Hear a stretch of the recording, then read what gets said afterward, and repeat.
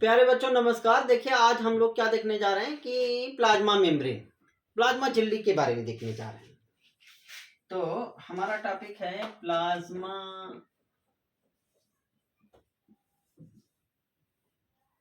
झिल्ली, जिसे हम और क्या कहते हैं, कोसा कला। तो एक्चुअली देखिए जो प्लाज्मा झिल्ली होती है वह पादप कोशिका में भी पाई जाती है और जंतु कोशिका में भी पाई जाती है। लेकिन अगर पादप कोशिका है तो ऑब्वियसली देखिए कि सबसे पहले ये प्लाज्मा झिल्ली है और इस प्लाज्मा झिल्ली के ऊपर एक और नॉन लिविंग कवरिंग होती है जिसे क्या कहते हैं, कोसा भित्ति। कोसा भित्ति होती है। लेकिन जंतु कोशिका में कोसा भित्ति नहीं होती है, सीधे सीधे क्या पाई जाती है कि कोसा कला ही पाई जाती है। अब देखिए कि ये जो प्लाज्मा झिल्ली होती है या कोसा कला होती है, इसको एक नाम और दिया गया है कि प्लाज्मा झिल्ली या कोसा कला। कोसा कला, कोसा कला नाम, कोसा कला मीन्स कि सेल मेम्ब्रेन, ठीक है, सेल मेम्ब्रेन। तो कोसा कला नाम किसने दिया था? क्रेमर और नागेली ने। क्रेमर और नागेली ने, जबकि इसको प्लाज्मा झिल्ली नाम किसने दिया? प्लोब ने। प्लोब ने इसको क्या नाम दिया? प्लाज्मा झिल्ली नाम दिया। तो ये जो प्लाज्मा झिल्ली होती है वो कैसी होती है? बहुत ही पतली, बहुत पतली और लचीली,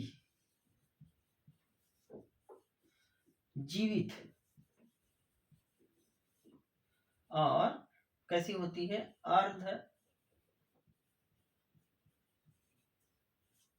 अर्धपारगम्य होती है। जो प्लाज्मा झिल्ली है वो कैसी है?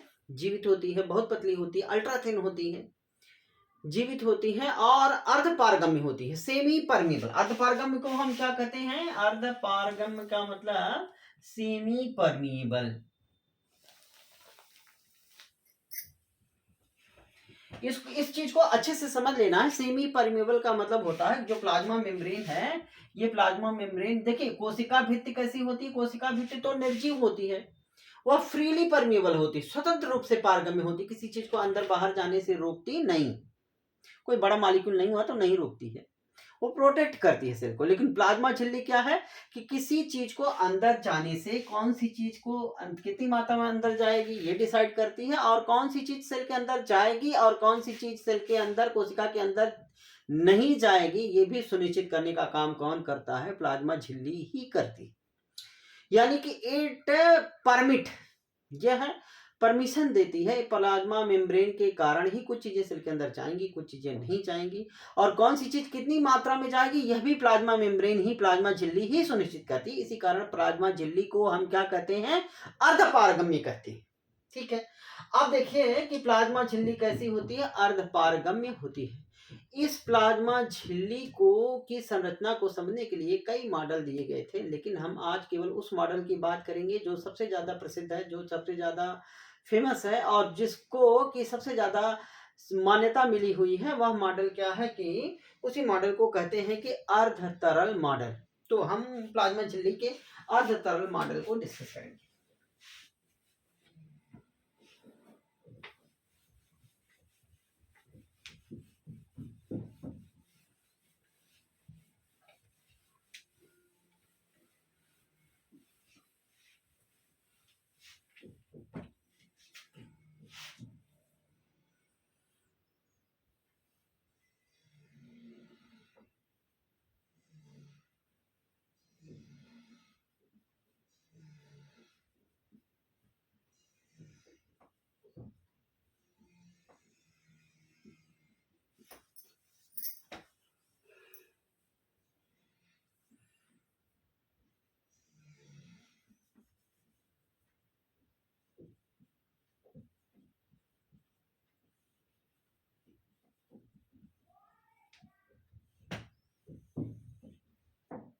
प्लाज्मा झिल्ली का तरल मोज़ेक मॉडल, हम इसको क्या कहते हैं, फ्लूइड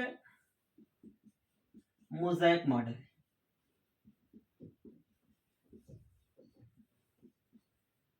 ठीक है, इस फ्लूइड मोज़ेक मॉडल को किसने दिया था, कि दो वैज्ञानिकों ने दिया था जिसका नाम है सिंगर और निकोलसन।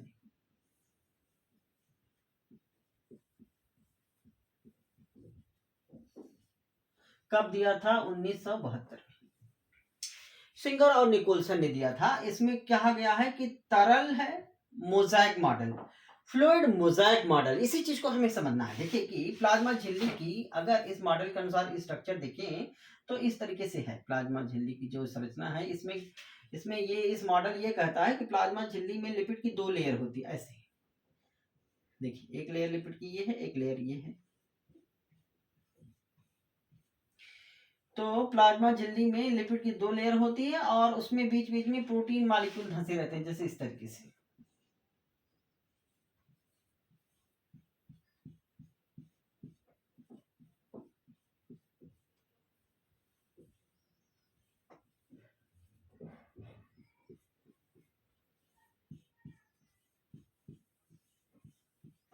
देखिए इस मॉडल के अनुसार, किसके, तरल मोज़ेक मॉडल के अनुसार प्लाज्मा झिल्ली में लिपिड की दो परत होती है, दो परत की होती है, यानी एक लिपिड की परत ये है, एक ये है। तो इसको क्या कहते हैं कि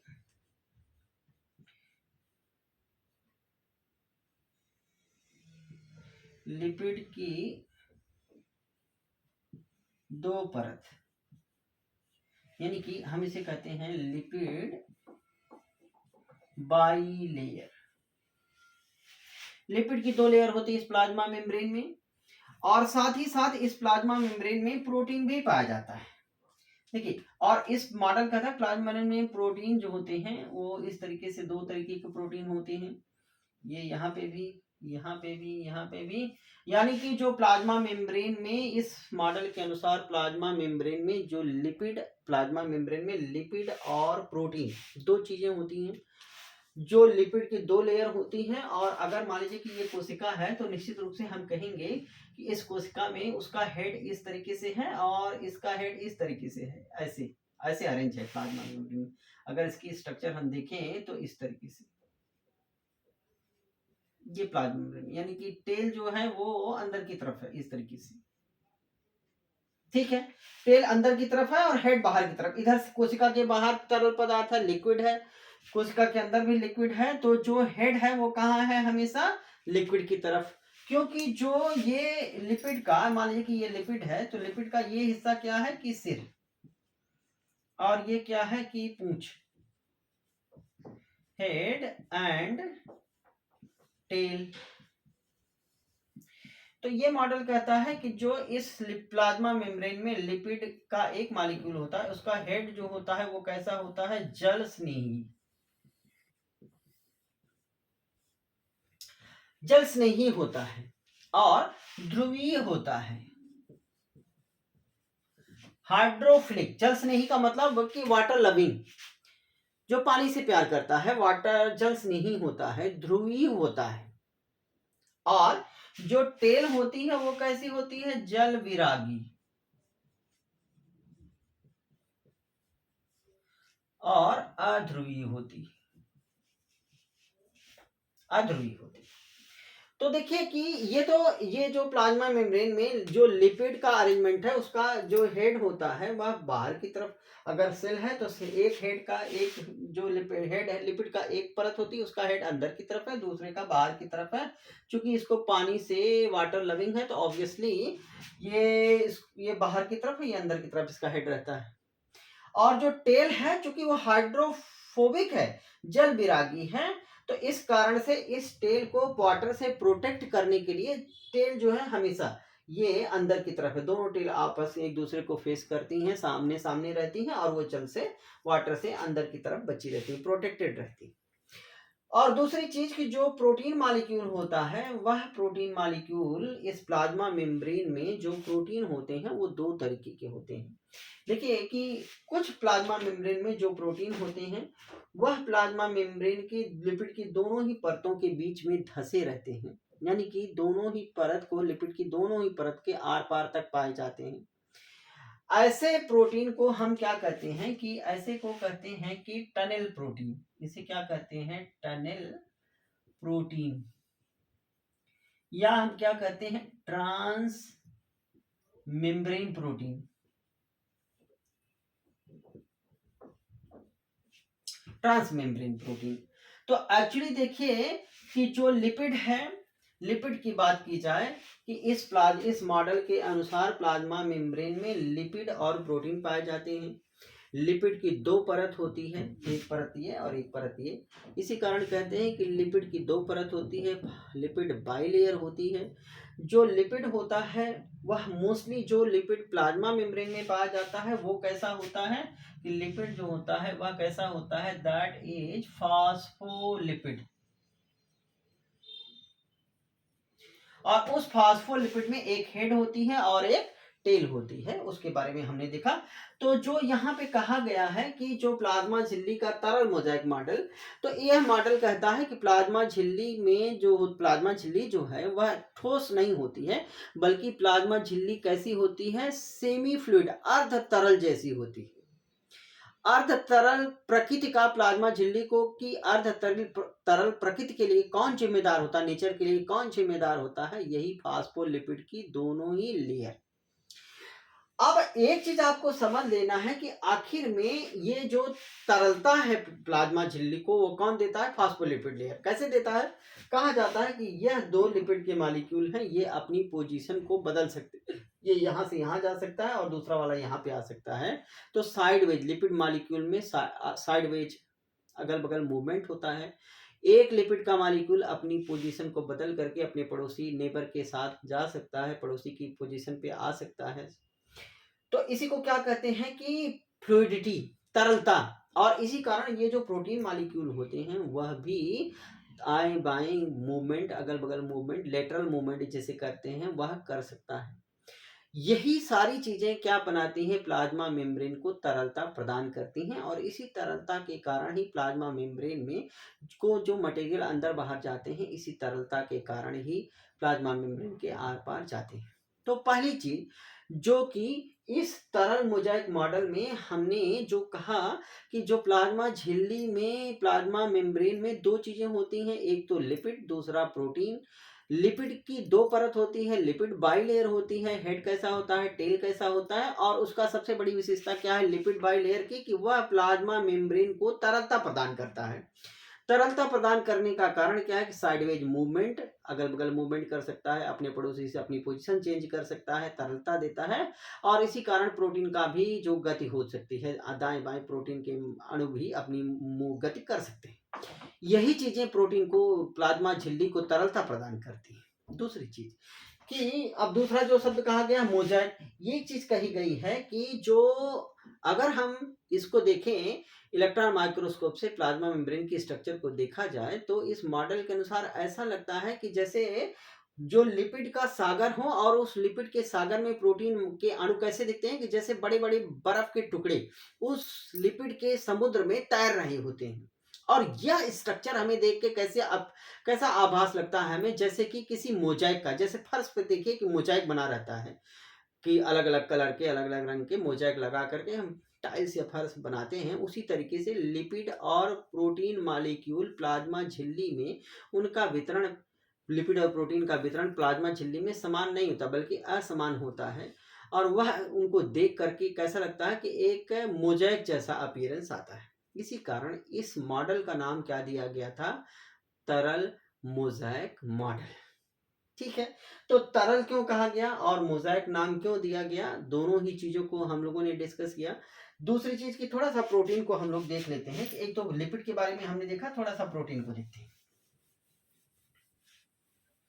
देखिए जो प्रोटीन पाया जाता है प्लाज्मा झिल्ली में, वह प्रोटीन दो तरीके का होता है। एक तो आंतरिक, इंटीग्रल या इंट्रिंसिक। जो आंतरिक प्रोटीन है, प्लाज्मा झिल्ली में पाया जाने वाला आंतरिक प्रोटीन, जो कि कुछ आंतरिक प्रोटीन जो है प्लाज्मा झिल्ली में थोड़ी ही दूरी तक धंसे रहते हैं, जिसे इंटीग्रल प्रोटीन या आंतरिक प्रोटीन कहते हैं, और कुछ आंतरिक प्रोटीन जो होते हैं प्लाज्मा मेम्ब्रेन के लिपिड की बाइलेयर के आर पार तक फैले रहते हैं, उसे हम ट्रांस मेम्ब्रेन प्रोटीन या टनल प्रोटीन कहते हैं। कहा जाता है कि इसके अंदर चैनल पाए जाते हैं जो कि पानी में घुलनशील पदार्थों को इस पार से उस पार ट्रांसपोर्ट करने में, परिवहन करने में मदद करते हैं ये प्रोटीन मॉलिक्यूल। ठीक है, तो जो आंतरिक प्रोटीन है, आंतरिक प्रोटीन जो होता है वह या तो प्लाज्मा झिल्ली में कुछ ही दूरी तक धंसा रहता है या पूरी तरीके से प्लाज्मा झिल्ली में लिपिड के आर पार तक फैला रहता है।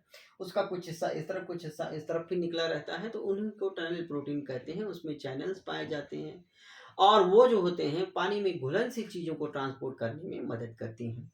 दूसरी चीज कि जो दूसरा जो बाह्य प्रोटीन होता है, बाह्य प्रोटीन, जो बाह्य प्रोटीन होता है वह प्लाज्मा में झिल्ली के अंदर और बाहर दोनों तरफ पाया जाता है। और जो बाह्य प्रोटीन होता है वह कुल प्रोटीन प्लाज्मा झिल्ली में जितना प्रोटीन पाया जाता है उसका 30% होता है, जबकि आंतरिक प्रोटीन लगभग 70% होता है, ज्यादा होता है आंतरिक प्रोटीन। लेकिन जो बाह्य प्रोटीन होता है वह प्लाज्मा झिल्ली में या तो इस इंटीग्रल प्रोटीन से जुड़ा रहता है या लिपिड से जुड़ा रहता है और उसको आसानी से प्लाज्मा झिल्ली से हटाया जा सकता है। जबकि आंतरिक प्रोटीन जो होता है वह इस लिपिड लेयर के हेड से और टेल दोनों से जुड़ा रहता है और उसको आसानी से प्लाज्मा झिल्ली से हटाया नहीं जा सकता है। तो ये तो हो गई कि प्लाज्मा झिल्ली में लिपिड और प्रोटीन का अरेंजमेंट समान नहीं है, असमान है। दोनों मिलकर के एक मोजाइक से संरचना बनाते हैं, इसी कारण मॉडल का नाम भी मोजाइक रखा गया। दूसरी चीज कि इस प्लाज्मा झिल्ली में लिपिड और प्रोटीन के अलावा कार्बोहाइड्रेट भी पाया जाता है। कार्बोहाइड्रेट का एक प्रकार होता है क्या कि ओलिगोसैकेराइड। तो इस प्लाज्मा झिल्ली में जो कार्बोहाइड्रेट पाया जाता है उसे क्या कहते हैं? ओलिगोसैकेराइड। तो ओलिगोसैकेराइड जो प्लाज्मा झिल्ली में पाए जाते हैं, कुछ जो होते हैं इस एक्सटर्नल प्रोटीन से जुड़े रहते हैं, तो उन्हें क्या कहते हैं? Glyco protein. वह ओलिगोसैकेराइड जो इस एक्सटर्नल प्रोटीन से जुड़े हुए हैं, इंट्रिंसिक प्रोटीन से जुड़े हुए हैं, उन्हें ग्लाइकोप्रोटीन कहते हैं। और अगर वो इससे जुड़ा हुआ है यानी कि इस लिपिड से जुड़ा हुआ है तो इसको क्या कहते हैं? ग्लाइकोलिपिड।